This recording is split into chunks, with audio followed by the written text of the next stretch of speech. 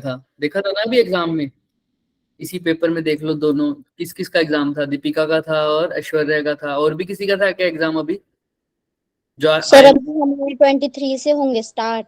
हाँ, तो उनका एग्जाम का लेवल बहुत नीचे वाला था, समझ रहे हो, तुमने ये आराम से कर लोगे, तो इसके लिए टाइम वेस्ट मत करो कि क्लासेस नहीं अटेंड करोगे एग्जाम्स के लिए, कोई बोर्ड में जुड़ने भी नहीं इसके मार्क्स फिलहाल, तो सिर्फ क्लास टेस्ट ऐसे समझो इसको। चलो हम देखते हैं आओ। आज हम मैग्नेटिक फ्लक्स के बारे में पढ़ेंगे, फैराडे लॉ के बारे में पढ़ेंगे, लेंजिस लॉ के बारे में पढ़ेंगे, इन सब के बारे में आज पढ़ेंगे, और जितनी प्रॉब्लम का कुछ हिस्सा आज हम सोल्व कर लेंगे, और नेक्स्ट कल कंप्लीट हो जाएगा। अब जो हम बात करने वाले हैं, थोड़ी सी हम पिछले वाली बात कर लेंगे, ये तो हमने पूरा कर लिया था शायद, राइट? या ये वाले दो होमवर्क क्वेश्चन दिए थे मैंने, एक ये और एक ये हमने पिछली बार कर लिया था शायद, जाते जाते, याद है किसी को? हाँ सर, तो हो गया था। Yes sir. कैसे किया था ये, किसी को याद ना हो बोलो। हमने उसकी थिकनेस देखी थी और हाँ, एच इसमें की वैल्यू क्या से। पूछा है? करंट पूछा था, the current that should be passed in the solenoid to demagnetise. अब डीमैग्नेटाइज क्या एक्स्ट्रा देना पड़ेगा कि आई की वैल्यू 0 हो जाए? या एच। एच। तो एच का एच फॉर्मूला सोलेनोइड के लिए हमने बार बार पढ़ रखे, क्या होता था? H is H equal equal to N I.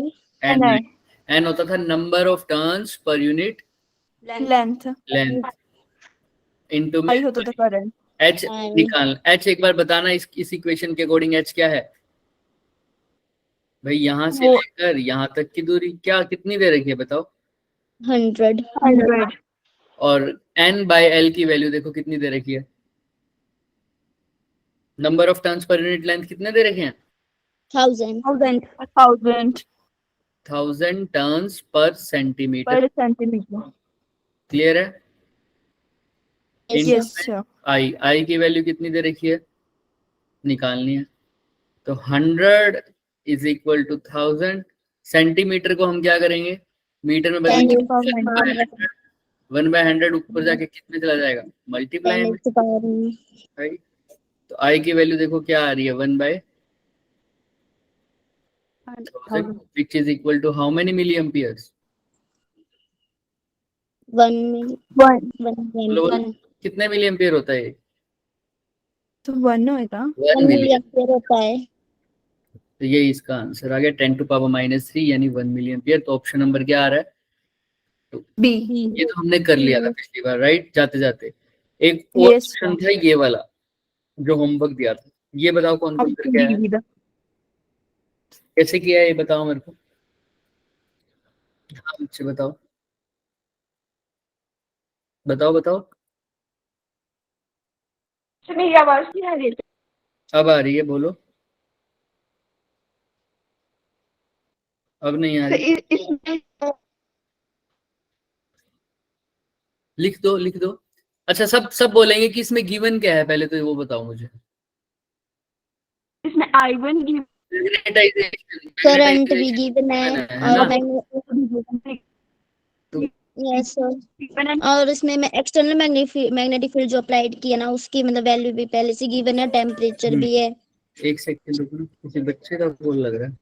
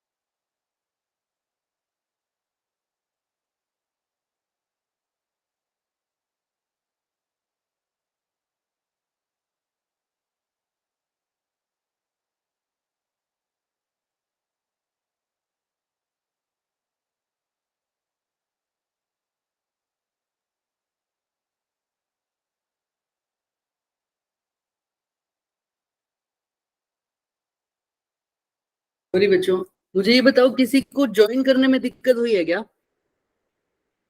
No sir. नहीं सर। कुछ ये दिखा रहा है कि क्लास नहीं है, अगर कुछ नोटिफिकेशन आ रही है। No sir. सबकी हो गई थी ना? ठीक है, यस सर। Yes sir. तो उस बच्चे ने शायद गलत लिंक पे क्लिक कर लिया है। टेस्ट का लिंक क्लिक कर क्या दिया पता, होना। या तो किसी और क्लास का कर दिया होगा। चलो केमिस्ट्री की क्लास कर लिया।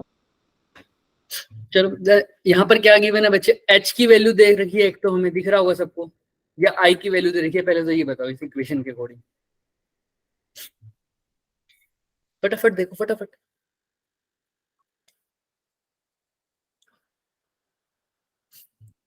मैंने ये खोल के बैठा, यहाँ देखो क्या गिवन है, देखो ध्यान से। यहाँ आई की वैल्यू गिवन है। एम्पियर पर मीटर क्या होता है? अब दिमाग में थोड़ा सा डालेंगे हम। अगर सोलेनोइड की बात होती है तो हम एम्पियर पर मीटर लिख देते थे, H is equal to N I. एक होता था मैग्नेटाइजेशन पर यूनिट वॉल्यूम, वो आई भी होता था हमारे पास, याद है? Magnetisation, yes sir. मैग्नेटाइजेशन कैसे निकालते थे सर? अब इसकी अगर यूनिट निकालना चाहें तो आई ए इसको लिखते थे, नीचे मीटर का क्यूब लिखते थे। आई एरिया को क्या लिख सकता हूँ? मीटर का स्क्वायर, और नीचे मीटर का क्यूब है, तो ये कट जाएगा, तो आई पर एम मतलब एम्पियर डिवाइडेड बाय मीटर। तो ये किसकी यूनिट हो गई? एम बाई वी की, यानी एम बाई वी क्या होता था? आई मैग्नेटाइजेशन, इंटेंसिटी ऑफ मैग्नेटाइजेशन, तो वही लिखा हुआ है देखो, मैग्नेटाइजेशन। इंटेंसिटी ऑफ मैग्नेटाइजेशन को ही बोलते थे कि कितनी मैग्नेटिक मोमेंट इंड्यूस हुई है पर यूनिट क्या? Volume volume. वॉल्यूम। तो इसलिए मैग्नेटाइजेशन कितनी मैग्नेटिक मोमेंट का फॉर्मूला लिखा आई ए, और वॉल्यूम का लिखा मीटर क्यूब। तो मैं सिर्फ ये बता रहा हूँ, ये तुम्हें ये कंफ्यूज हो जाते हैं बच्चे कई बार एम्पियर पर मीटर देख के, लेकिन ये किसका फॉर्मूला दे रखे हैं हमें? आई के बारे में बात की हुई है। किसके बारे में बात की हुई है? कैपिटल आई, आई की बात। Intensity of magnetisation, intensity of magnetisation. Magnetisation, इसके बारे में बात की हुई है। अब इसको एक्सटर्नल मैग्नेटिक फील्ड, तो आई की वैल्यू दे रखी है 6, ठीक है। It is placed in external magnetic field, यानी कि इसकी वैल्यू दे रखी है ये कैपिटल बी की 0.4 टेस्ला। टेम्परेचर की वैल्यू क्या दे रखी है? 4 केल्विन। अब सैंपल को तुमने कैसे रखा है बच्चे? इसी सैंपल को अब नया मैग्नेटिक फील्ड दे दिया, कितने में? कितना दे रखा है नया मैग्नेटिक फील्ड? सब बोले 0.33 टेस्ला, और टेम्परेचर कितना दे रखा है? 24 केल्विन। 24 केल्विन। तो मेरे को कुछ अब निकालना क्या है? आई, क्लियर है? तो मेरे को अपने जो फॉर्मूला रिलेट करना है उसमें बी टी और आई के बीच में रिलेशन हो। किसके बीच में बच्चे? बी टी और आई के बीच में, ज्यादा से ज्यादा। चलो, हमें तो टेम्परेचर और मैग्नेटिक फील्ड का तो यानी ससेप्टिबिलिटी का रिलेशन पता होता है, वो क्या होता है? Xi is directly inversely proportional to temperature. Inversely proportional temperature, और कांस्टेंट आ जाता है सी, जिसको क्यूरी कांस्टेंट बोलते हैं, राइट? C upon ये T. फॉर्मूला सबको पता है, क्लियर है ना सबको ये बात? तो Yes, Yes, sir. अच्छा, इसी से डराइव करते हैं। अब ससेप्टिबिलिटी को कैसे लिख सकते हैं हम कि इस इनकी फॉर्म में कन्वर्ट करो। इसके अंदर बी आई, टी आई और आई आई। टी तो पहले से आ रहा है ना? आ रहा है सर। अब इस ससेप्टिबिलिटी को चेंज करूं मैग्नेटिक फील्ड में, या किस में करना पड़ेगा? इंटेंसिटी ऑफ मैग्नेटाइजेशन में। कोई फॉर्मूला पता है जिसमें चेंज हो जाए? Yes, I upon H. I upon H, ये देखा था हमने, I directly proportional to H, वहां से आया था I is equal to susceptibility into H. याद है सबको ये फॉर्मूला? Yes, sir. तो ससेप्टिबिलिटी को क्या लिख सकता हूँ? I upon, H. तो यहाँ पर ससेप्टिबिलिटी को मैं लिख देता हूँ बच्चे, I upon H H is is equal equal to to C upon T. अब क्या रह गया मेरे फॉर्मूले में जो नहीं है? आई है, हाँ आई। Magnetic field. मैग्नेटिक फील्ड रह गया। मैग्नेटिक फील्ड को चेंज करने के लिए क्या करूँ बताओ? B is directly proportional to H. तो यानी फॉर्मूला क्या बनता था? B is equal to mu not into H. H. तो एच की जगह क्या लिख दूं? B by, B upon mu naught. तो लिख दो एच की जगह B upon mu not. Mu not divide के भी डिवाइड में है, तो कहाँ चला जाएगा? Mu naught I upon B. Clear है क्या? अब जो जो मेरे को रिक्वायरमेंट है क्या सब आ गया? आई भी आ गया, बी भी आ गया, टी भी आ गया क्या? Yes, sir. अब देखो, मैं इसको ऐसे ही लिख दूं क्या? यहीं पे इसको नेक्स्ट स्टेप में लिखूं, I by B is into is equal to C by mu not और डिवाइडेड बाय क्या है साथ में, टी। T. अब जो जो कांस्टेंट रह सकते हैं उनको हटा दो, बाकी सब, क्योंकि अब मैं ना जब भी ऐसे डिपेंडेंस वाले क्वेश्चन करूंगा कि कोई चीज किसी पे डिपेंड कर रही है, तो मैं जब भी रेशो निकालनी हो ना मेरे को किसी चीज की, तो मैं कांस्टेंट को क्या कर देता हूँ, इग्नोर। चलो अगर तुमने ऐसे नहीं करना तुम ऐसे भी कर दो, चलो ये हटा देता हूँ क्योंकि ये तो हमने पता ही था हमें। ये मेरे पास पहली इक्वेशन आ गई। अब मेरे को इक्वेशंस की फॉर्म में पुट करते हैं। पहले केस में आई की वैल्यू क्या है, तो मैं पहले के लिए लिख दूं I1 B1 T1। दूसरे के क्या लिख दूं बच्चों, I2 B2 B. ठीक है, तो मैंने आई के फॉर्मूले में पुट करते हैं। आओ, तो I बाय B है तो क्या हो जाएगा, I1 by B1 equal to C by mu not, ये तो कांस्टेंट ही रहेगा, डिवाइडेड बाय T1। T1. अच्छा, दूसरा फॉर्मूला क्या बन रहा है मेरा, I2 upon B2 is equal I2 to upon B2 is not equal to C upon mu naught. सब बोलेंगे सब अपॉन T2। अब क्या क्या कट रहा है सर, इन दोनों इक्वेशन को क्या कर दो, डिवाइड कर दो, right. डिवाइड कर दो। C से C तो कट गया, म्यू नॉट से म्यू नॉट कट गया, क्या हो गया बच्चे बताओ ना, रिलेशन बताओ क्या आ रहा है, I1 बाय B1, यहाँ पर क्या आ रहा है, Into B2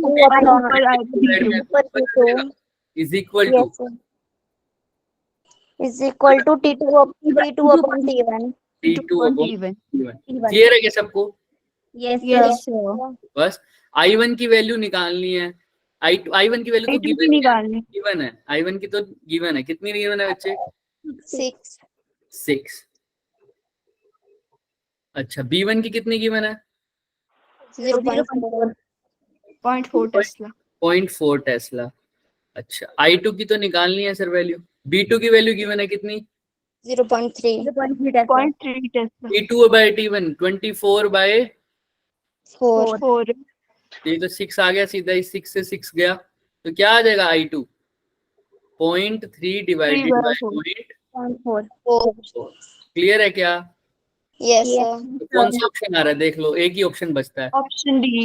ऑप्शन डी। भाई काट लो, ये 10 से 10 कट गया, ये किसके इक्वल है, लगभग 3/4 के, और वो कितना होता है 0.7. क्लियर है क्या, Yes, sir. देख लो अच्छे से। किसी को कोई भी डाउट है इस पूरे क्वेश्चन में तो वो पूछ सकता है आराम से, और जिसको डाउट नहीं है वो थम्स अप कर दो, जिसको डाउट है वो हैंड रेस करके या माइक ऑन करके प्लीज पूछो, क्योंकि इंपॉर्टेंट क्वेश्चन था। इसके बाद ये चैप्टर हम खत्म कर रहे हैं, अब नेक्स्ट चैप्टर स्टार्ट हो रहा है इस क्वेश्चन के बाद। अब यही 2 क्वेश्चन पेंडिंग थे हमारे पिछले वाले में। क्लियर है सबको, Yes, sir. चलो तो इसमें मैं समराइज कर देता हूँ। मैंने कुछ नहीं किया, तुमने स्टार्ट वहां से किया है जो तुम्हें पता है चीज, तुम्हें एक ही रिलेशन पता है, susceptibility is equal to C upon T। उसके बाद तुमने गिवन चीजों को देखा, अपने फॉर्मूले को गिवन चीजों में क्या कर दिया, तुमने कन्वर्ट कर दिया। क्लियर है, चलो ये भी हमने कर लिया था। आज हम बात करेंगे इलेक्ट्रोमैग्नेटिक इंडक्शन की, जो मेरा ऑब्जेक्टिव था ये। अब इलेक्ट्रोमैग्नेटिक इंडक्शन स्टार्ट करने से पहले ये भी तो पता होना चाहिए इलेक्ट्रोमैग्नेटिक इंडक्शन है क्या। तो पहले बताओ किस किस को पता है इलेक्ट्रोमैग्नेटिक इंडक्शन क्या है, बताओ।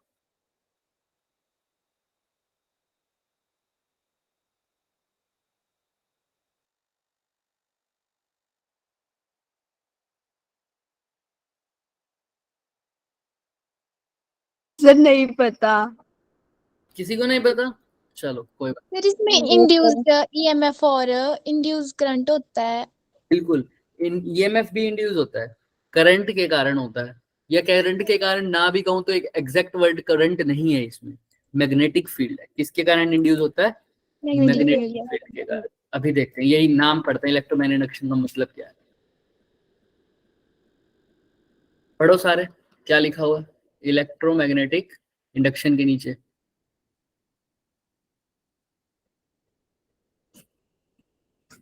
Due to the changing magnetic field. किसके चेंज के कारण बच्चे, मैग्नेटिक फील्ड. मैग्नेटिक फील्ड के चेंज के कारण, चेंजिंग मैग्नेटिक फील्ड के कारण क्या जनरेट हो रहा है, EMF is induced in a circuit. Therefore EMF बन रहा है तो क्या होगा, साथ साथ हो सकता है करंट, हो सकता है करंट भी हो। दिस इज कॉल्ड क्या, इलेक्ट्रोमैग्नेटिक Magnetic induction. किसके चेंज के, किसके कारण sir, change in magnetic field. और इससे भी ज्यादा एक्यूरेट टर्म क्या है? Magnetic flux. हाँ, इससे भी ज्यादा एक्यूरेट टर्म क्या है? Magnetic flux. जब भी किसी चीज के किसी कंडक्टर के अक्रॉस जब भी क्या होगा? मैग्नेटिक फ्लक्स का चेंज होगा। किसका चेंज होगा बच्चे? मैग्नेटिक फ्लक्स का। Magnetic flux. लेकिन मैं अभी थोड़ी देर बाद आऊंगा इसके ऊपर, ध्यान से। पर फिलहाल इतना समझो, अगर तुमने वो एक्यूरेट टर्म भी छोड़ना तो छोड़ दो। अभी के लिए मैं क्या बता रहा हूँ, मैग्नेटिक फील्ड के टर्म, मैग्नेटिक फील्ड का चेंज हो रहा तो क्या इंड्यूस हो रहा है? ईएमएफ। मैग्नेटिक फील्ड का चेंज हो रहा है तो क्या इंड्यूस हो रहा है? EMF. ईएमएफ इंड्यूस हो रहा है। बस एक बार ये याद रखो। और ये कैसे हो रहा है वो आगे पढ़ेंगे, पर इतना समझ में आया, मैग्नेटिक फील्ड के चेंज के कारण। अभी देखना ध्यान से, हमारा इलेक्ट्रिक फील्ड के चेंज के कारण मैग्नेटिक फील्ड प्रोड्यूस हुआ था पहले। समझ में आ रहा है कि करंट चल रहा था, करंट मतलब चार्ज मतलब इलेक्ट्रिक फील्ड, उसके कारण क्या प्रोड्यूस हुआ था? साथ साथ उसके around magnetic field produce. Current carrying wire produces a magnetic field. ये तो पढ़ लिया था हमसे, लेकिन अब हमें क्या पता चल रहा है कि मैग्नेटिक फील्ड के चेंज के कारण भी क्या प्रोड्यूस हो सकता है? करंट। भाई करंट के कारण मैग्नेटिक फील्ड प्रोड्यूस हो सकता है, ये हमने पीछे चैप्टर में पढ़ा या नहीं पढ़ा? पढ़ा था। पढ़ा। क्या सर, मैं करंट चल रहा था और करंट के कारण क्या प्रोड्यूस हुआ था? Magnetic field. अब हम कह रहे हैं मैग्नेटिक फील्ड को चेंज कर दो तो क्या प्रोड्यूस भी हो सकता है? करंट। इसी को कहते हैं इलेक्ट्रोमैग्नेटिक इंडक्शन। इलेक्ट्रो मतलब करंट, मैग्नेटिक मतलब मैग्नेटिक फील्ड, इंडक्शन मतलब पैदा हो जाना। मैग्नेटिक फील्ड के चेंज के कारण इलेक्ट्रिक करंट का पैदा हो जाना, इलेक्ट्रोमैग्नेटिक इंडक्शन। चले आगे। Yes, sir. चल, अब इससे पहले थोड़ा सा मैग्नेटिक फ्लक्स देख लेते हैं। मैं इतने डीप में नहीं जाऊंगा क्योंकि हम इलेक्ट्रिक फ्लक्स को बहुत डीप में पढ़ चुके हैं, right? Yes electric flux Yes, तो sir. सेम वही। इलेक्ट्रिक फ्लक्स क्या होता था सर? कितनी number of electric field lines pass हो रही हैं किसी पर सरफेस सरफेस पे। Surface. सरफेस। Area. कैसे? हाँ, एरिया से मतलब कहाँ, कैसे पास हो रही थी? परपेंडिकुलरली। वैसे Perpendicular. इलेक्ट्रिक फील्ड लाइंस की जगह मैं क्या बोल दूं? अगर magnetic field line. Magnetic field field line line. किसी सरफेस से कैसे पास हो? अगर परपेंडिकुलर। Perpendicularly. हाँ, तो कितनी मैग्नेटिक फ्लक्स या कितनी मैग्नेटिक फील्ड लाइंस किसी सरफेस से पास हो रही हैं परपेंडिकुलरली, उसी को बोलेंगे मैग्नेटिक फ्लक्स। फ्लक्स। अगर ज्यादा number of field lines pass हो रही है तो मैग्नेटिक फ्लक्स ज्यादा, कम number of magnetic field lines pass हो रही है तो मैग्नेटिक फ्लक्स कम। ठीक है। तो जैसे वहां पर फॉर्मूला था इन इलेक्ट्रोस्टैटिक्स, फॉर्मूला क्या था? Phi is equal to E into A. Way E dot A है ना, ई डॉट ए, यानी जिसको क्या लिखते थे? ई ए cos Cos theta. But in magnetostatics, sorry in magnetic वाले चैप्टर हमारा मैग्नेटोस्टैटिक्स बोल दो या मैग्नेटिक इफेक्ट में बोल दो, क्या था? B dot A. Both A. B dot A. Pi is equal to B dot A here. Clear है? अब यहाँ पर बी डॉट ए को भी क्या लिख सकते हैं? बी ए। cos theta. Theta. अगर भूले नहीं हो तो मुझे बता दो, फ्लक्स स्केलर क्वांटिटी थी या वेक्टर क्वांटिटी थी? सोच के बोलो। स्केलर क्वांटिटी है। Scalar quantity. Electric flux. Flux is scalar quantity. Scalar quantity. Quantity, क्योंकि ये डॉट प्रोडक्ट है sir, right? Yes Yes, sir. इसको प्लस माइनस करते टाइम इसकी डायरेक्शन पे नहीं देखेंगे, राइट? वेरी गुड, क्लियर है? चलें आगे। Yes sir. Yes, sir. और यहाँ पर कोस थीटा की डिपेंडेंस है, यानी जब थीटा 90 डिग्री हो जाए तो फ्लक्स कितना हो गया? 0 हो गया। और ए क्या है, कैसा वेक्टर है? ए को क्या बोलते हैं? Area vector. Area vector. और ये हमेशा सरफेस के परपेंडिकुलर होता है। और ये बी क्या है? Magnetic field, right? क्लियर है सबको? Yes Yes, sir. चलो, अब यहाँ से ही स्टार्ट कर रहे हैं क्योंकि अब हमारी अप्रोच चेंज है। पहले से भी बता रहा हूँ मैं, पिछले चैप्टर से ही अप्रोच चेंज कर दी थी हमने। अब हम क्या कर रहे हैं? मैग्नेटिक फ्लक्स समझ रहे हैं, सीधा ही क्वेश्चन से आओ। दिख रहा है ना? अब इसको हम पूरा नहीं कराएंगे, तुम्हें इतना आंसर तक नहीं पहुंचना, सिर्फ तुम्हें बताना है कि कैसे होगा सोल्व, ठीक है? इसलिए मैंने तुम्हें इसको सोल्व तुम कर लोगे, लेकिन बताना है कि सोल्व कैसे करना है वो हम अभी देखेंगे, क्योंकि हम ऐसा क्वेश्चन पिछले चैप्टर में कर चुके हैं। और जिसको सोल्व पूरा करना है वो नेक्स्ट क्वेश्चन देख लेना, तो सोल्व भी हो जाएगा। आओ, a solenoid with a radius of 2 centimeter carries a current of 2 ampere. Solenoid कितना मीटर लॉन्ग, कितने सेंटीमीटर लॉन्ग है? 70 metre and is composed of 300 turns of wire. Solenoid है, समझ में आ रहा है सबको? Yes, sir. 300 टन्स है, इसकी लेंथ भी इसकी रेडियस दे रखी है कितनी, 2 सेंटीमीटर। इसके अंदर करंट कितना दौड़ रहा है, 2 एम्पियर। लेंथ कितनी है, 70, लेकिन पूरे नहीं बोलूंगा अभी मैं, चलो बोल सकते हो तुम 70 मान लो, चलो ठीक है।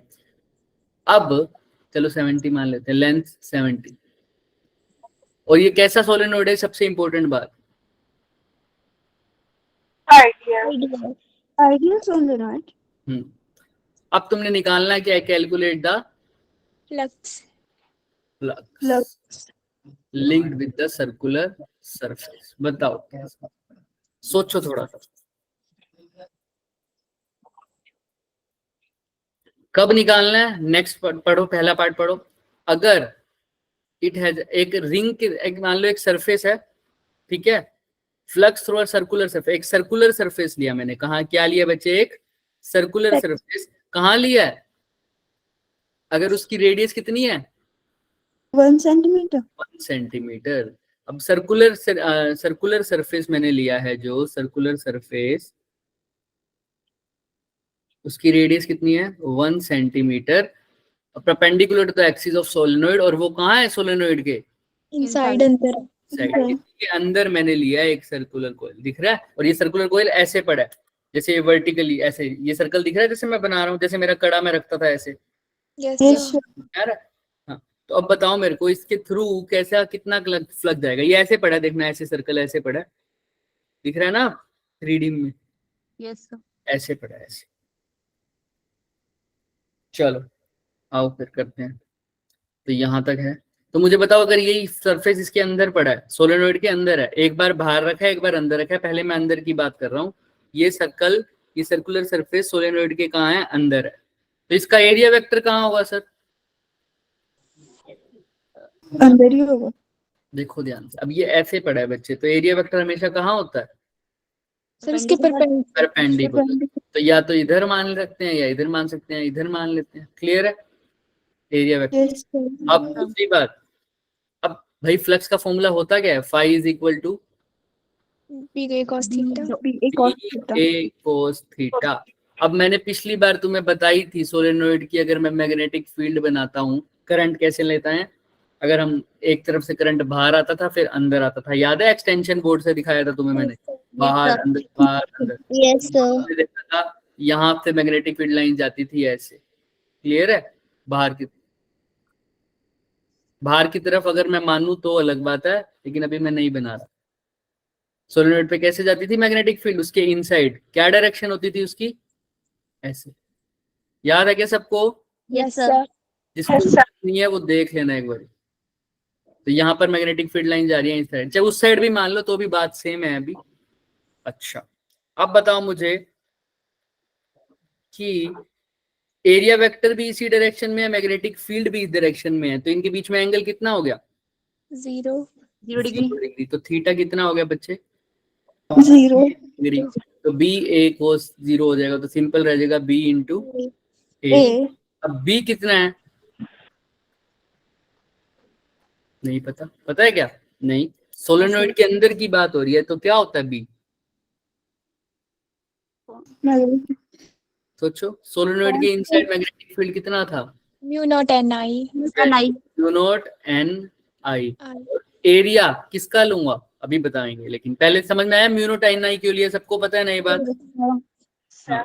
अब एरिया क्या लेना है इसने, किसके लिए पूछा है, सर्कुलर सरफेस के लिए। Magnetic flux through the circular surface, इसका मतलब समझ रहे हो? मैग्नेटिक फ्लक्स मतलब कितनी number of magnetic field line जा रही हैं, लेकिन कौन से सरफेस पे पूछा है, सर्कुलर सरफेस। तो एरिया किसका लूंगा, उस सर्कुलर सरफेस का। और सर्कुलर सरफेस का एरिया कितना होता है, Pi r square. R square. Clear है क्या सबको? Yes, sir. अब देख लो, बस वैल्यू पुट कर दो। म्यू नॉट की वैल्यू तुम्हें पता है ये क्या होती है, 4 पाई इंटू 10⁻⁻⁻। -7. अब मैं इसको थोड़ा सा ऊपर लिख दूं, नेक्स्ट पेज पे लिख देते हैं। हमारे पास क्या आया था, b is equal to mu not N I into में पाई आर स्क्वायर। नहीं बच्चे, ये तो फाई की वैल्यू आई थी, राइट?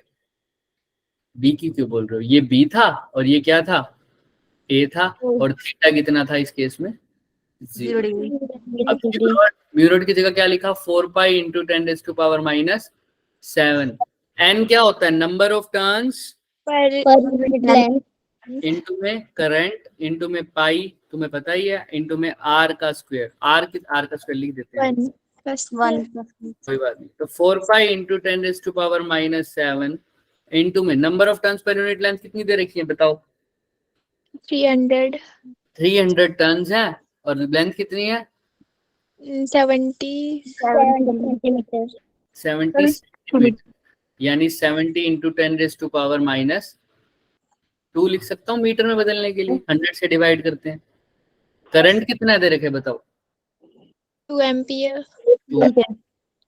पाई को पाई ही लिखो, आर से को क्या लिख रखा है? कितना है? किसका रेडियस लोगे अब? सोलेनॉइड का। सर्कुलर सरफेस का, क्योंकि उसके क्रॉस पूछा है ना, तो किसका रेडियस आएगा? सर्कुलर सरफेस का रेडियस कितना है? 1 सेंटीमीटर। सेंटीमीटर, यानी 10⁻⁻2 का होल स्क्वायर। क्लियर है क्या? हो जाएगा क्या ये अब सोल्व? Yes sir. पक्का? किसी को यहाँ तक पहले तो बताओ डाउट है या नहीं? क्योंकि ये मैं डाउट क्वेश्चन कैलकुलेशन के लिए नहीं करवा रहा, ये क्वेश्चन मैं कंसेप्ट के लिए करा रहा हूँ। पहले बताओ किसी को कोई भी डाउट है यहाँ तक? No sir. कैसे आया? सब कुछ क्लियर है? पक्का? यस। जिसको क्लियर नहीं है उसको अभी हो जाएगा दोबारा से। अब कैसा है सोलेनोइड? तो सही है, लेकिन वो जो सर्कुलर सरफेस है वो कहाँ रखा हुआ सोलेनोइड के? आउटसाइड। यानी यही वाला। अब ये बाहर वाला समझो, ये बाहर वाला येलो वाला, येलो बना देते हैं इसको, ये येलो वाला। अब बताओ एरिया वेक्टर तो वही है, फॉर्मूला अभी भी वही लिखेगा in the case of outside. Formula वही है, सब कुछ वही लगेगा। Phi is equal to B A cos theta. अब एक बात बताओ, आइडियल सोलेनोइड की क्या खास बात होती थी? कौन बताएगा?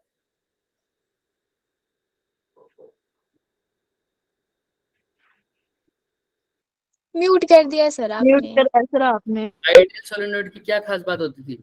सोचो थोड़ा।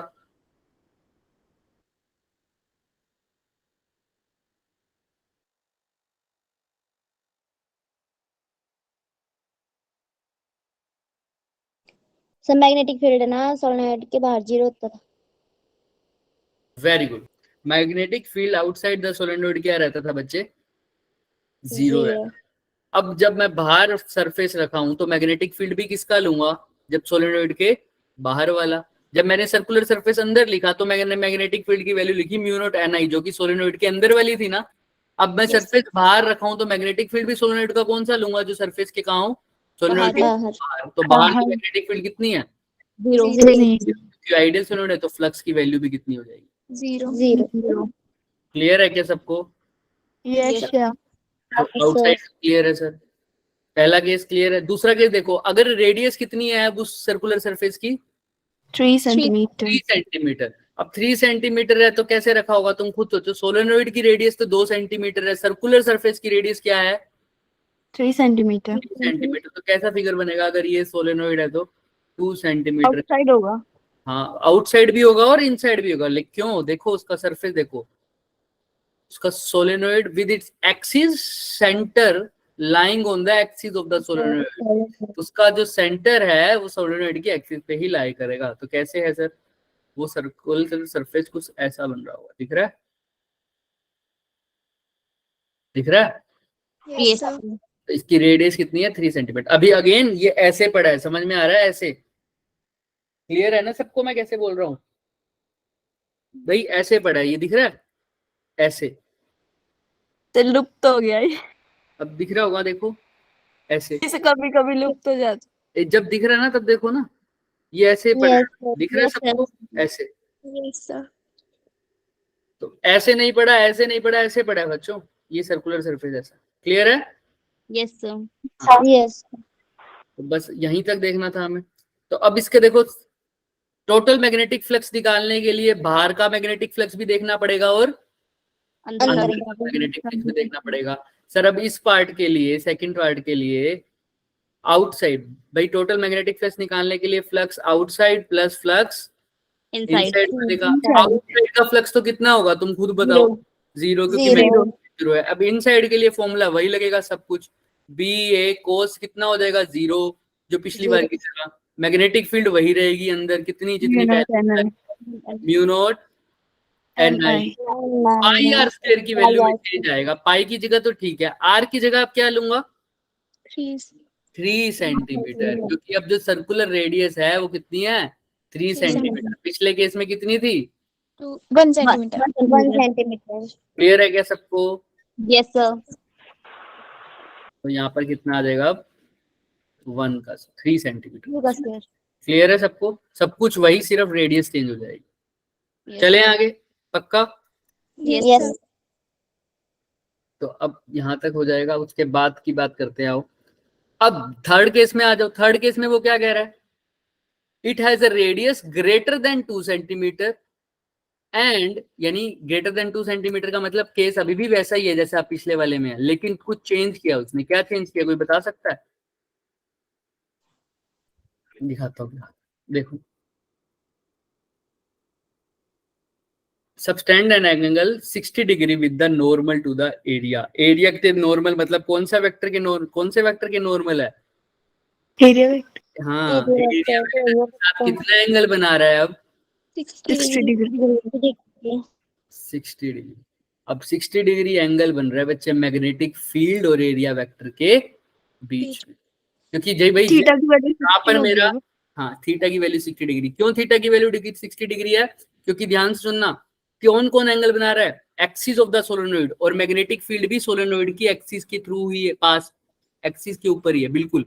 एक्सिस, सोलेनोइड की एक्सिस और मैग्नेटिक फील्ड दोनों आपस में पैरेलल हैं, तो जो सोलेनोइड की एक्सिस एरिया वेक्टर के साथ एंगल बना रही होगी वही मैग्नेटिक फील्ड भी बनाएगा। तो थीटा कितना आ जाएगा दोनों के इस केस में 60 डिग्री।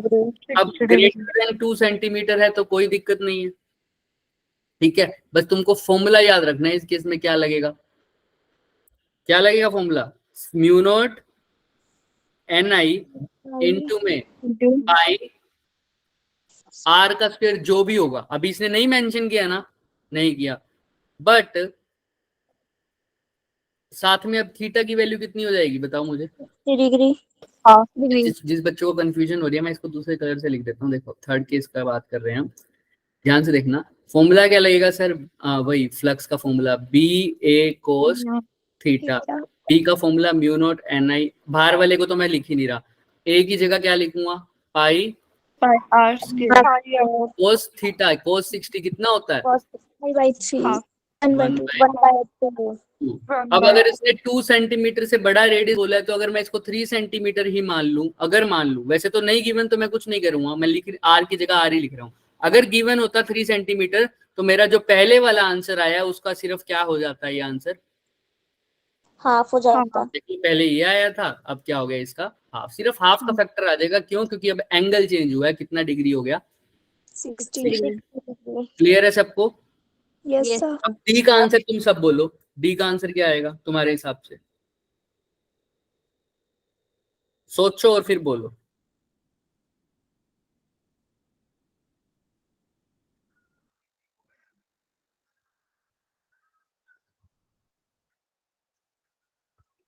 बोलो भाई क्या लग रहा है, हिंट देखो क्या गिवन है।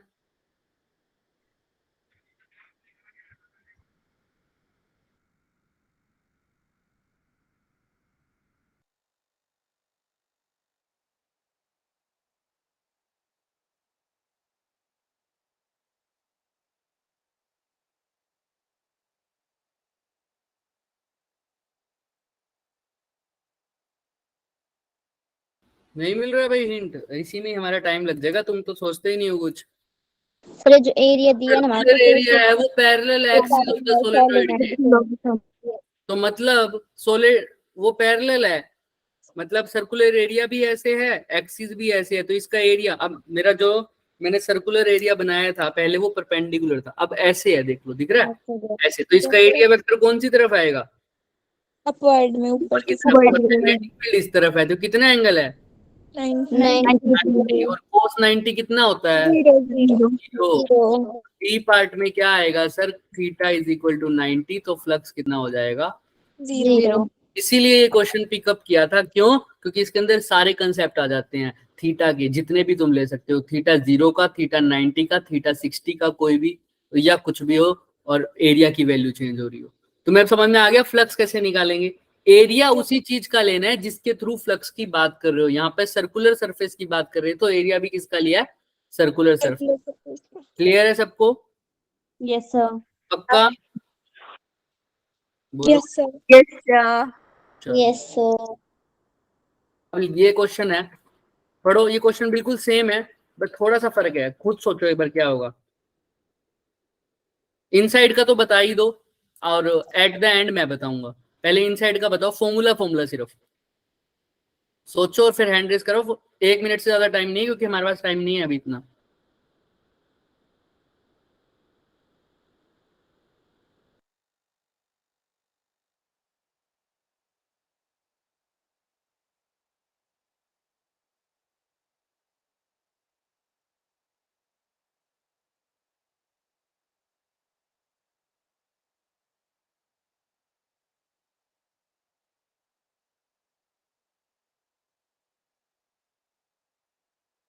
भाई बैठे मत रहो, क्या बात समझ नहीं आ रहा? तो जो फर्स्ट में लगा था इनसाइड वाला वही लगेगा। हाँ तो बिल्कुल वही लगेगा। देखो ना, रेडियस इतनी है, लेंथ इतनी है, अगर उसकी इतनी लेंथ में इतना करंट, इतनी लेंथ में इतने करंट की बात हो रही है तो फॉर्मूला तो वही लगेगा सर। फॉर्मूला क्या होता है? फॉर्मूला फ्लक्स का, mu not N I flux A का बी एस कोस थीटा। ठीक है, सर्कुलर सरफेस वैसा ही है, सेंटर उसकी एक्सिस पे है तो थीटा की वैल्यू और परपेंडिकुलर है, थीटा की वैल्यू 0 डिग्री हो जाएगी। क्लियर है? Yes sir. Yes, sir. ठीक है। अब ये कैसे, अगर ये परपेंडिकुलर टू द एक्सिस बोल रहा है सर्कुलर सरफेस का मतलब समझ रहे हो? सरफेस परपेंडिकुलर है, एरिया वेक्टर परपेंडिकुलर नहीं है। क्या परपेंडिकुलर है बच्चे? सरफेस। मतलब मेरा ऐसे पड़ा है, अगर सरफेस परपेंडिकुलर है इसका मतलब एरिया वेक्टर यहाँ पर कैसा है? पैरेलल है। अगर सरफेस, हाँ समझ जाना इस बात को, सरफेस परपेंडिकुलर का मतलब सरफेस ऐसे है, एक्सिस के परपेंडिकुलर मतलब एक्सिस चीरते हुए जा रही है सरफेस को। अगर सरफेस और एक्सिस दोनों पैरेलल हुए तो ऐसे होगा। तो अब एरिया वेक्टर और मैग्नेटिक फील्ड आपस में कैसे हो जाएंगे? पैरेलल। देखो, अब सरफेस और मैग्नेटिक फील्ड अगर पैरेलल हुए, सरफेस और मैग्नेटिक फील्ड अगर पैरेलल हुए तो एरिया वेक्टर कैसा हो जाएगा मैग्नेटिक फील्ड के साथ? पैरेलल का मतलब है इसका, अब मैग्नेटिक फील्ड कैसा निकल रहा है? परपेंडिकुलर। एरिया कैसा निकल रहा है? बाहर परपेंडिकुलर। तो मैग्नेटिक फील्ड और एरिया वेक्टर के बीच में कितना एंगल हो गया? 90 डिग्री। 90 डिग्री। तो वो सरफेस अगर पैरेलल बोल रहा है तो एरिया वेक्टर के कैसे है? परपेंडिकुलर। लेकिन यहाँ पर सरफेस परपेंडिकुलर है तो एरिया वेक्टर के तो कैसा हो जाएगा? समझ रहे हो? सरफेस परपेंडिकुलर है तो एरिया वेक्टर के पैरेलल, यानी थीटा 0 डिग्री। तो थीटा 0 तो फाई की वैल्यू क्या हो जाएगी? ये बी तुमने निकाल दिया था, एरिया तुम्हें पता ही है, कर लोगे क्या? Yes sir. Yes sir. जिसको नहीं आ रहा वो कर भी सकता। देखो म्यू वही लिखे है हमने, B is equal to mu not N I, और एरिया की जगह पाई आर स्क्वायर लिखूंगा, आर की वैल्यू जो सर्कल का है। देखो वही लिखा हुआ है क्या नहीं लिखा हुआ, ध्यान से देख लो।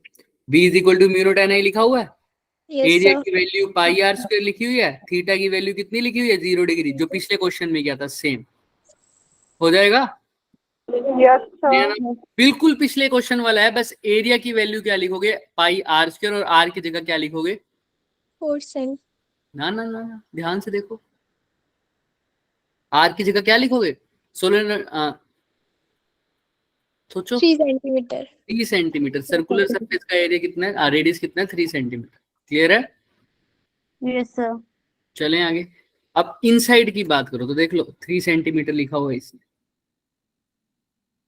अब मेरी बात, ये खास बात सुनिए, एक इनसाइड का तो तुम निकाल लोगे, अब पूछा इसने at the end sir, formula तो एट द एंड पे भी क्या लगेगा?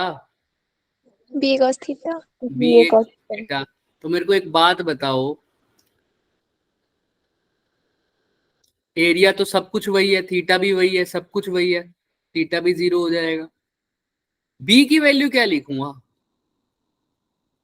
बी की वैल्यू क्या होती है वैसे? म्यू नॉट एन आई।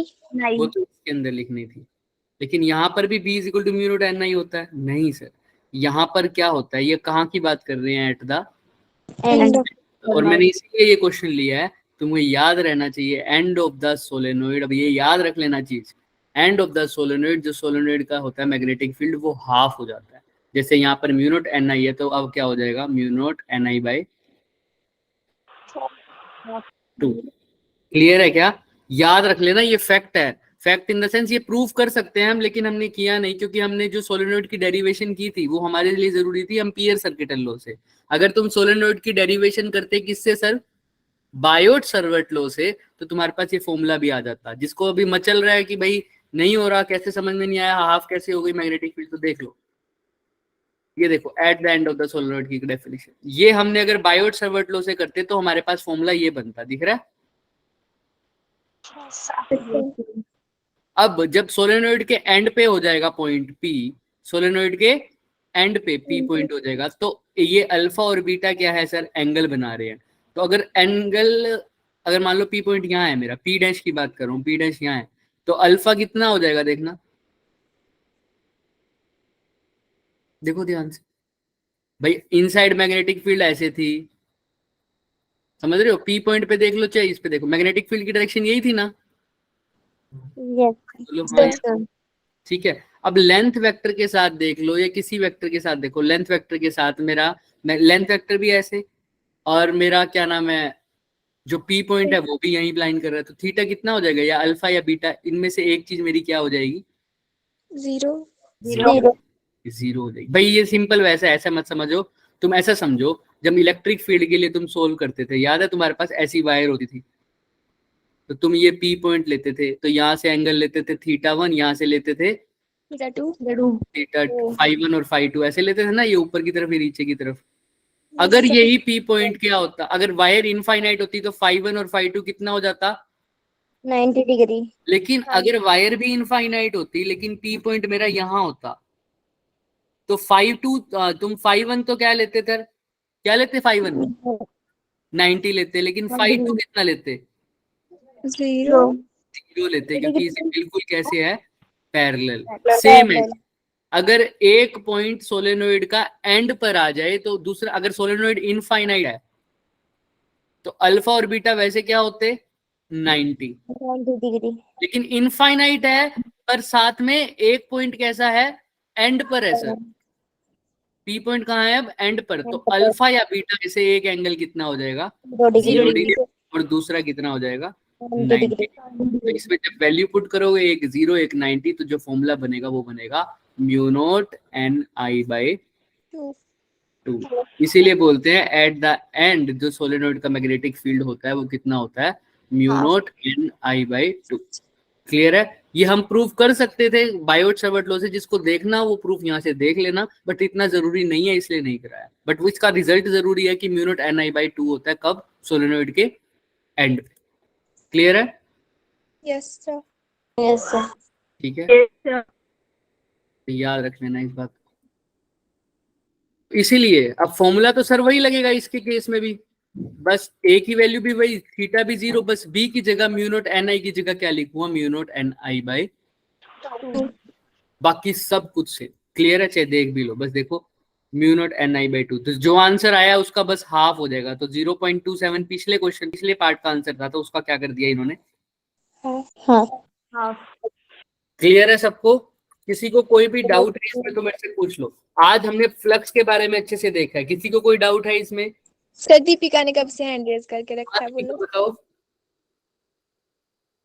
वो तो शायद उसी डेरिवेशन के टाइम पे किया था ना, वो तो मैंने बताई थी। और भी कुछ है क्या दीपिका डाउट? नहीं, वही पूछा कि वो हाफ कैसे हुआ था। हाँ, मेरे को उसी टाइम तो मैंने देख ही लिया था, तभी ये बता देता। क्लियर है बाकी सब? डाउन नहीं हो रहा था ना, मैं कर रही थी। Yes sir. अच्छा, कोई बात नहीं, चले आगे। Yes sir. अब हम थोड़ा सा थ्योरेटिकल अप्रोच देखो। अब वैसे तो हमने मैग्नेटिक फ्लक्स के बारे में सीख लिया क्या क्या सीन होता है, आज हम थोड़ा सा थ्योरेटिकल चलेंगे फैराडे के, कल इसके क्वेश्चंस कर लेंगे सारे। तो हमारा फैराडे लो, लेंस लो, इसका जो पहला पार्ट है हमारा कल कंप्लीट हो जाएगा, तो ध्यान रखना। अब हम स्टार्ट कर रहे हैं फैराडे के लो से। फैराडे ने एक्सपेरिमेंट किया, उन्होंने क्या किया, ऐसे समझो कि ये जो स्प्रिंग वाला पार्ट दिख रहा है तुम्हें, ये एक स्प्रिंग है, ये सोलेनोइड समझ लो, ये कोयल समझ लो, उसके साथ उसको उसके अंदर करंट दौड़ रहा है, करंट नहीं दौड़ रहा है, ऐसे समझो, अभी के लिए करंट नहीं दौड़ रहा है। एक कोयल है, किसके साथ अटैच किया हुआ बच्चे उसको? गैल्वेनोमीटर के साथ। किसके साथ अटैच किया हुआ है? Galvanometer. गैल्वेनोमीटर के साथ। क्लियर है ना सबको? Yes, sir. अब ध्यान से देखना, अभी हम देख रहे हैं, अब मैं क्या कर रहा हूं, करंट तो नहीं है सर, अभी कोई बैटरी के साथ कनेक्ट नहीं है, कुछ नहीं है। अब वहां पर एक मैग्नेट दिख रहा होगा तुम्हें, ये अब इस मैग्नेट को मैं इसके पास लेके जा रहा हूं, देखना क्या होगा। इसको सेकंड कोयल से दूर लेके जा रहा हूं, पहली कोयल से कहां लेके जा रहा हूं? पास। तो देखो यहाँ पर एरो आ गया, इसका मतलब यहाँ पर क्या जनरेट हो गया? Current. करंट इधर भी क्या जनरेट हो गया? करंट। दूसरे वाले में भी देख रहे हो, पहले वाले में देखो और दूसरे वाले में देखो, क्या फर्क दिख रहा है तुम्हें? सॉरी, क्या फर्क दिख रहा है? देखो ध्यान से। फिर एक्सेस पोल ना रिपेल करते हैं तो एक रोक दे रहा है, मतलब नीचे वाले। करंट की डायरेक्शन में देखो क्या डिफरेंस आ रहा है पहले वाले में और दूसरे वाले में? सर की डायरेक्शन को क्लॉकवाइज है। हाँ, इसमें करंट देखो ऐसे जा रहा है और इसमें इसका कैसे जा रहा है? अपोजिट। और उसमें और मैग्नेट्स में क्या फर्क दिख रहा है? उसमें कौन सा पोल लेके आ रहा हूँ फर्स्ट कोयल के पास, नॉर्थ। और इधर कौन सा लेके आ रहा हूँ? साउथ।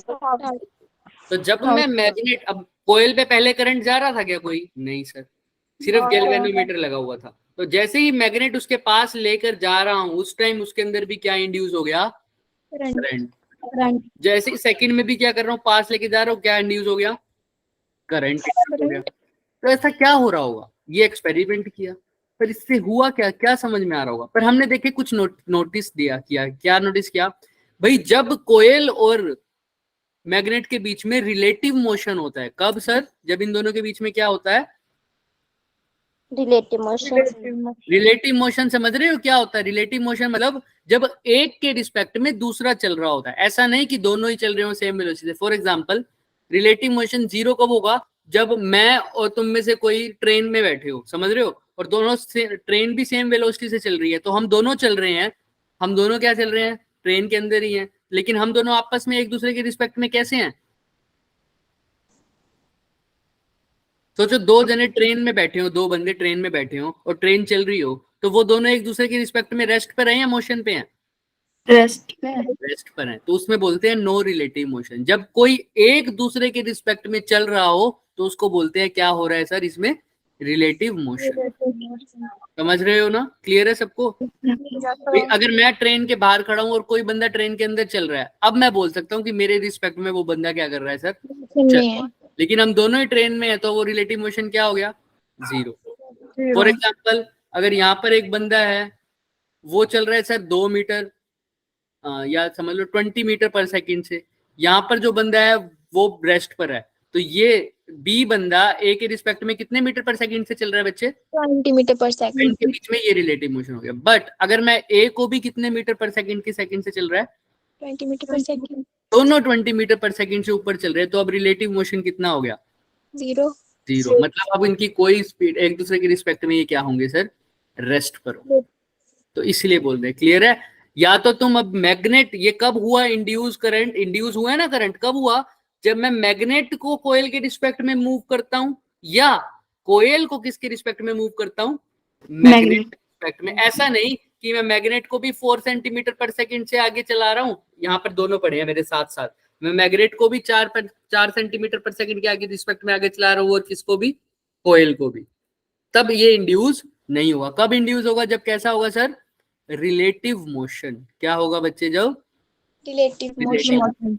जब एक के रिस्पेक्ट में दूसरे का कुछ मोशन होगा। क्लियर है ना? अब एंगल का भी होगा कि ऐसे चलाना ऐसे चलाना, वो मैं बताऊंगा। पर फिलहाल ये बात याद रखना कि मैंने मैग्नेट को पास लेके आया कोयल के, कोयल फिक्स है अभी, मैग्नेट को कोयल के पास लेकर आ रहा हूं, तब क्या इंड्यूस हो रहा है? करंट। बट एक बार रख दिया वहां पर लाके और उसको नहीं छेड़ रहा, तो करंट इंड्यूस होना क्या हो गया? बंद हो गया। ये ऑब्जर्वेशन बता रहा हूँ कि क्या ऑब्जर्वेशन हुई। ऐसे ही मैग्नेट को यहाँ रखा, आप किसको लेके आ रहा हूँ? सपोज करो कोयल को, तो फिर से क्या हुआ? कोयल के अंदर इंड्यूस क्या हुआ? करंट हुआ। लेकिन एक बार लाके वापस से रख दिया और फिर देखा क्या हो गया? करंट बंद हो गया। तो ऐसा क्या हो रहा होगा कि इसके अंदर इंड्यूस हो रहा है करंट। ये तो एक्सपेरिमेंट से ऑब्जर्वेशन मिली, ऑब्जर्वेशन से निष्कर्ष क्या निकला कि जब तक रिलेटिव मोशन हो रहा है तब तक क्या हो रहा है, इंड्यूस करंट, वरना नहीं हो रहा। तो ऐसा क्या हो रहा है सर? अगर बोले ये चीज किस कारण हो रही होगी, हो तो मैग्नेट के कारण रही है, क्योंकि कोयल पे तो पहले कुछ था ही नहीं, तो मैग्नेट को पास लाया, हुआ तो मैग्नेट के कारण। मैग्नेट के पास क्या होता है? मैग्नेट के पास क्या होता है? कौन सा फील्ड? Magnetic field. मैग्नेटिक। तो ये 100% है मैग्नेटिक फील्ड के कारण हुआ। लेकिन सर अगर ये मैग्नेटिक फील्ड के कारण हुआ तो जब यहां पर था मैग्नेट, पास लेके आ रहे थे, तब तो करंट इंड्यूस हो गया। जब उसको पास लाके छोड़ दिया थोड़ी देर के बाद तो देखा तो करंट इंड्यूस नहीं हो रहा। लेकिन मैग्नेट के पास जब वहां पर छोड़ा मैग्नेट को, तब भी मैग्नेट के पास क्या था? मैग्नेटिक फील्ड तो था ही। तो सिर्फ और सिर्फ मैग्नेटिक फील्ड से ऐसा नहीं होगा। अगर ऐसा होता तो जब मैं मैग्नेट को वहां लाकर छोड़ देता तब भी क्या होता सर? करंट का इंडक्शन होता, करंट इंड्यूस होता। जब मैंने मैग्नेट को यहाँ पर लाके क्या कर दिया सर? छोड़ दिया ऐसे ही, अब नहीं छेड़ रहा, अब क्या हो गया सर? करंट इंड्यूस होना बंद हो गया। लेकिन क्या आप मैग्नेट के पास मैग्नेटिक फील्ड नहीं है इस टाइम पे? है सर। तो अगर ये मैग्नेटिक फील्ड के कारण करंट इंड्यूस होता तो ऐसी कोई बात होती ना, तब भी करंट तो इंड्यूस होना चाहिए था ना। क्लियर है? तो मतलब कुछ अलग चीज है, कुछ अलग चीज है जो इसको चेंज कर रही है, जो इसको करंट। गड़बड़ तो नहीं है? क्या कह रहे हो? कॉइल में कोई गड़बड़ तो नहीं है? नहीं, ये एक्सपेरिमेंट का फैक्ट है, ये देखे हुए हैं एक्सपेरिमेंट, एक बार नहीं किया हुआ, बहुत बार किया हुआ बच्चे सबने। तो ऐसा क्या हुआ? तो इसका एक ही रिजल्ट निकलता है, देखो ध्यान से। जब मैग्नेट को पास लेके आ रहा हूं, और एक ऑब्जर्वेशन क्या है, जब मैं मैग्नेट को दूर लेके जा रहा हूं तब भी क्या इंड्यूस हो रहा है? करंट। और मैग्नेट को दूर लाके लेकिन छोड़ दिया तब करंट इंड्यूस होना क्या हो गया? बंद हो गया। हाँ बच्चे, शिवानी बोलो। सर करंट इंड्यूस मतलब तब होगा जब गैल्वेनोमीटर डिफ्लेक्शन देगा। हाँ, डिफ्लेक्शन शो कर रहा है तभी करंट इंड्यूस हो रहा है, वरना हमें कैसे पता है? बिल्कुल ठीक है। तो मतलब क्या हो रहा है, जब मैग्नेट या कोयल में से एक चीज मूव करती रह रही है ना, तब तो इंड्यूस हो रहा है, वरना इंड्यूस नहीं हो रहा। तो मतलब मैग्नेटिक फील्ड के कारण तो नहीं हो रहा पूरी तरह से, हो तो रहा है मैग्नेटिक फील्ड, लेकिन मैग्नेटिक फील्ड तो हमेशा ही है उसके पास।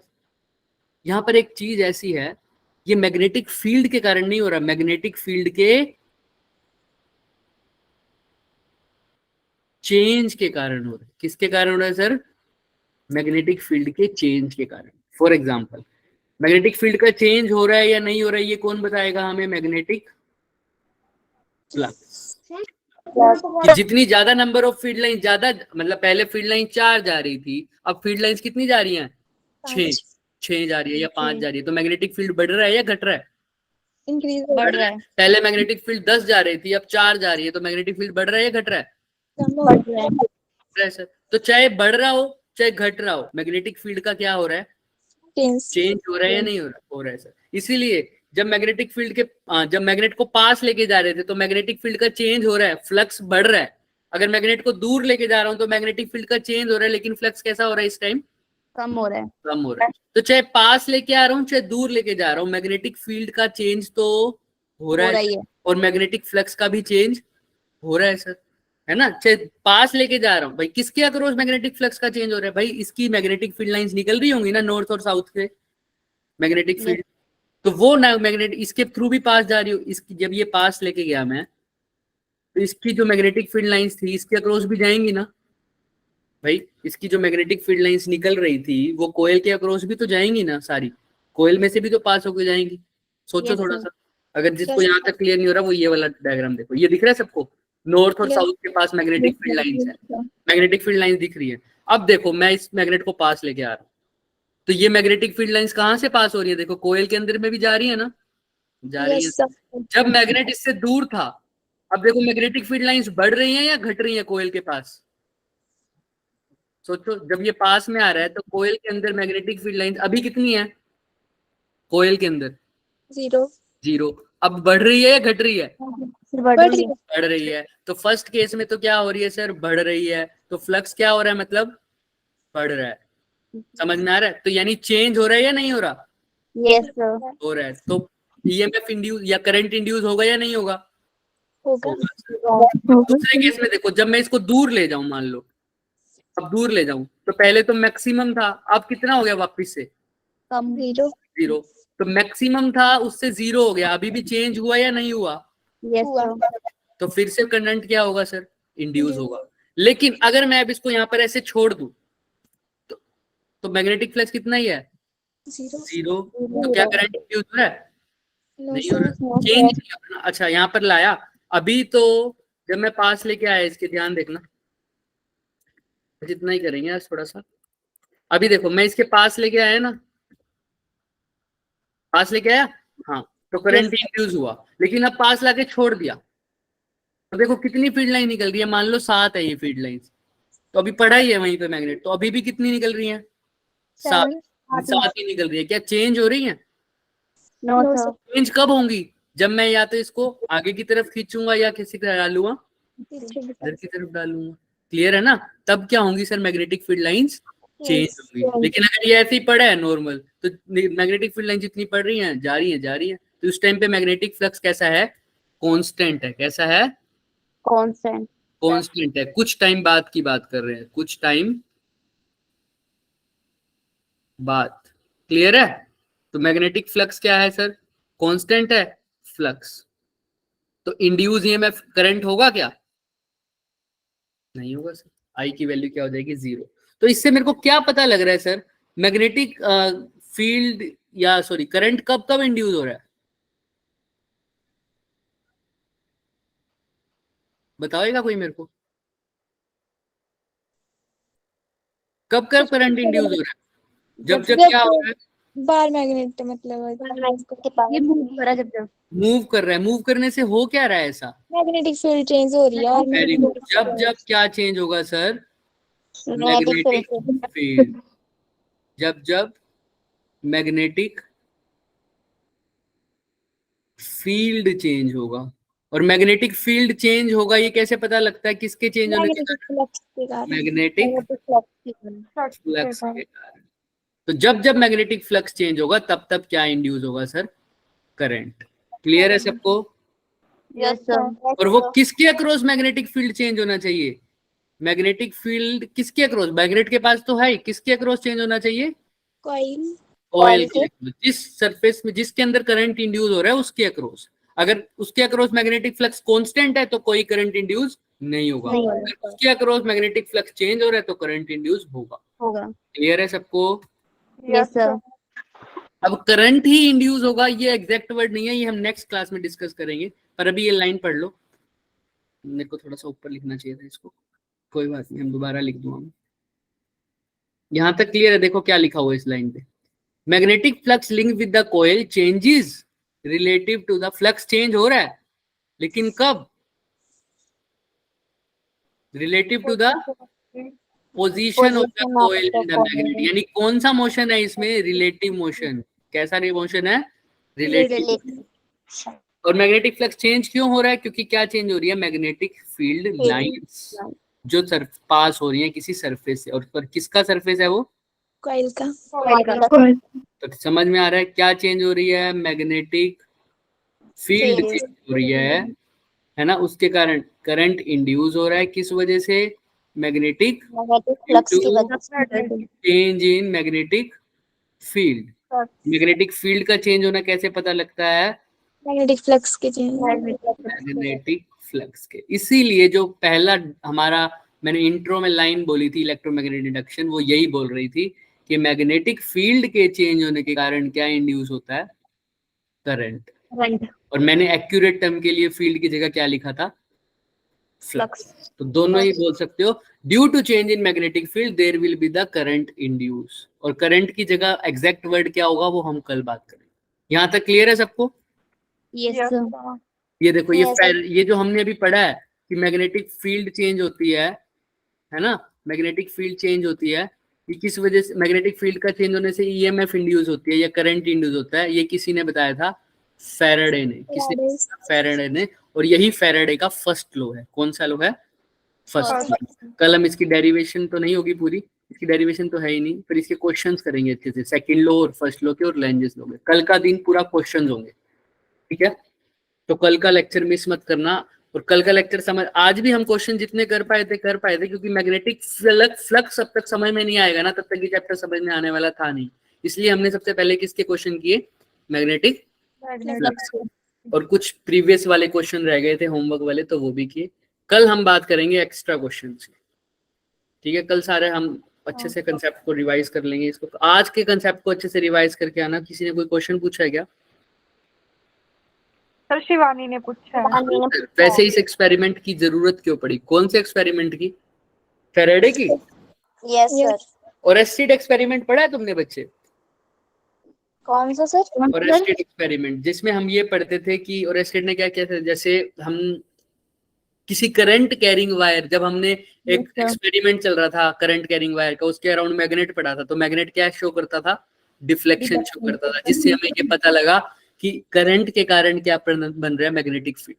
तो फेराडे ने भी यही सोचा कि अगर करंट के कारण मैग्नेटिक फील्ड बन रहा है, तो क्या मैग्नेटिक फील्ड के कारण भी क्या बन सकता है, करंट। तो इसी से ये इस एक्सपेरिमेंट की बात करनी शुरू हुई थी। और इसका हमारे को आगे पता लगेगा तुम्हें कि इसकी फायदा क्या क्या है। इसका बहुत फायदा है। हमने सिर्फ मैग्नेटिक फील्ड को चेंज करना है, और हमने क्या पैदा कर दी बच्चे, बिजली। समझ रहे हो? सिर्फ मैग्नेटिक फील्ड को चेंज किया और करंट पैदा हो गया। तो ये हमारा बहुत अच्छा माना जाता है पूरा डिस्कवरी फेराडे के नाम पे। क्लियर है? तो हम थोड़ा सा आगे बढ़ेंगे। तो यहीं से शुरुआत होती है मैक्सवेल्स इक्वेशन जो तुम पढ़ते हो ना, उसकी। चलो इसके बाद का कल हम करेंगे। अभी किसी को डाउट? चलो ओके बच्चे, ठीक है। ये रिवाइज अच्छे से करके आना, वरना क्योंकि तुम्हारा एक गैप आ जाएगा, परसों क्लास है, अगर सब भूल जाओगे तो क्वेश्चन अटेम्प्ट नहीं होंगे, ठीक है? Yes sir. Yes sir. Good night बच्चे। मैसेज कर रहे